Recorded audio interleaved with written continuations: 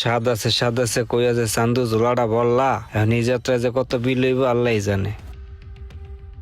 ভাই বিল কত হইছে আমার? 850 টাকা।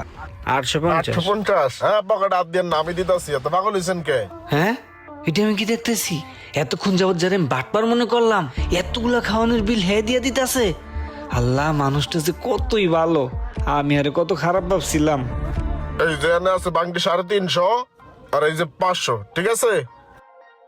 তাহলে আর কি, চলেন। এই জায়গার খাবারের যে স্বাদ, বিল দিতে কোনো মায়া লাগে না। আল্লাহ, লোকটারে তুমি দীর্ঘজীবী কইরো, কাচ্চিটাই নাই না আমারে খাওয়াইলো। আইন ভিত্তে এই যে বিশাল বিছানা, এই রুমে আপনি থাকবেন, ঠিক আছে? তাহলে রুমটা কি আপনার পছন্দ হয়েছে? হ ভাই, রুম তো অনেক সুন্দর, পছন্দ হইছে। তাহলে আর কি, রেস্ট টেস্ট করেন, ফ্রেশ হন। অনেকদিন পর আইছি না, একটু বিচে যাই, বিচতে ঘুরে আইসা